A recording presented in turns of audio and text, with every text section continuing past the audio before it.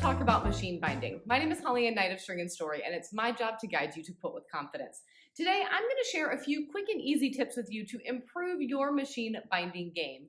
Now, personally, I love to machine bind my quilts. I love the crisp finish of a nice top stitch. I love the durability of machine binding, but I know that getting that gorgeous finish can sometimes be a challenge.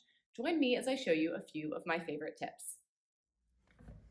Let's get ready to attach our binding onto our project. I like to start on the back of my project. I really love the look of being able to roll that binding around to the front and put a nice top stitch.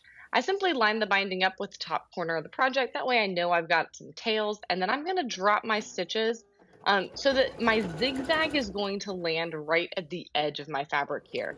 That's right, I like to attach my binding with a zigzag stitch. That zigzag is going to help the edge of the quilt or project lay nice and flat. It's going to make for a really crisp roll around when we flip this over to the other side, and it's going to make that binding really secure. Now, you could also use a serger to do this. In fact, if you're really confident, you can trim your quilt and attach the binding all at the same time with your serger. Now, right here, I'm about 1/4 of an inch from the edge of my project. I'm going to drop a little back stitch, then I'm going to cut my thread because we need to create our mitered corner.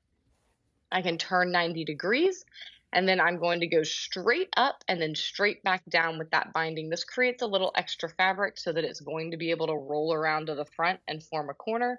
Just fiddle with it a little bit to make sure that that raw edge of your binding is going to line up right with the raw edge of your project. Then I will begin stitching again. I'm still using that same zigzag. I'll drop a little bit of a back stitch in place and then continue stitching on down the side of this. I'm going to continue all the way around, and I'll see you for the combined section. Now, here we are. I have both of my thread tails. I've gone all around all 4 corners. I've left some tails. I'm going to trim the extra off that top one, and we're going to do what I call the sleeping bag join. I love this join because it means I don't have to figure out how to sew the 2 ends of the fabric together and make it match up without any kind of stretching, buckling, puckering, or other things that make me upset. So I'm going to open up that lower section of my binding, fold it at a right angle, and you'll see it creates the effect of that kind of faux miter. And like a little sleeping bag, I'm going to tuck the top tail of my binding down into that section I just folded. It's going to take a little bit of fiddling because I'm right here at the corner, and I may even need to trim off a little bit of extra from that top tail. But this creates a nice finished edge, but because I have folded it at that right angle instead of, just straight across, once this is stitched down on the other side, it is going to look just like I joined this with a mitered edge. The only thing we want to keep in mind is that when we get over to that front side, there will be a little extra bulk at this spot, so we'll just want to stitch nice and slow so that everything goes straight down. All right, I've made a few adjustments. I trimmed off that extra, and now you can see I can just tuck that top end in, easy peasy, and all we have to do is sew it down. So I'm going to drop a zigzag down, then trim the extra off from the edge, and we have attached our binding. My final tip for you today is that I recommend pressing your binding away from the back before you go to stitch it down. Go especially into those corners. Make sure you poke the corners out. Get that iron really firmly all the way around. Remember, the secret to a beautiful binding is that it's nice and crisp, that it fits right up against the edge of the quilt without pulling on the back of the quilt, without having any rolling. It just looks like it was kind of slid around that edge.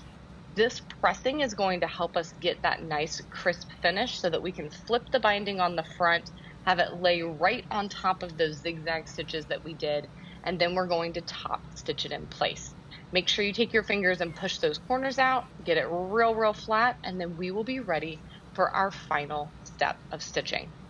Now, I did tell y'all that this was my final tip, but I couldn't resist showing you the top stitch portion. So let's go ahead and put this project up underneath the quilt.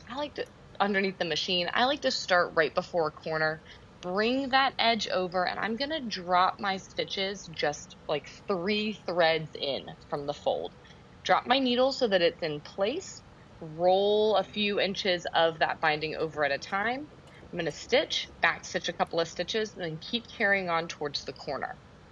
As I approach this corner, notice I am going to fold the bottom up first and then flip the side over. This way, when I am driving into that corner with my machine, I'm not going to catch the edge of the binding with the foot and flip it open and make a funky crease. It's going to smoothly glide over that side piece of binding so I can drop my needle right through both layers of the binding in that corner for a really clean pivot. I lift my foot up, turn 90 degrees, adjust just a couple inches of binding at a time, and I'm going to continue just like this all the way around my quilt. It's really important that you just position an inch or two of binding as you go for the best finish, and then you're going to have a fabulous finished project. And there you have it, Rockstar, a few easy tips to improve your machine binding so that you can finish all of your projects with confidence. Again, my name is Holly Knight of String and Story, and I am so glad that you joined me today. Don't forget to like, subscribe, and check out the full tutorial at the link below.